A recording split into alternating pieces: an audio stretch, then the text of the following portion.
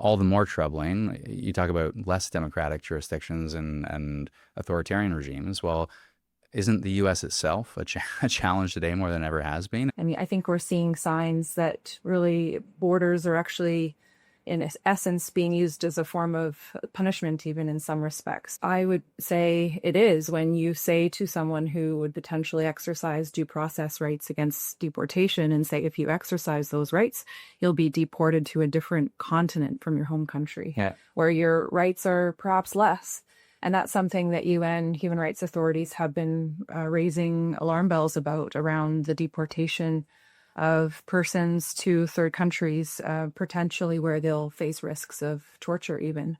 But these patterns are all too reminiscent of what we saw in the wake of 9/11 and the creation of black sites where individuals, including Canadian persons, were detained or even tortured.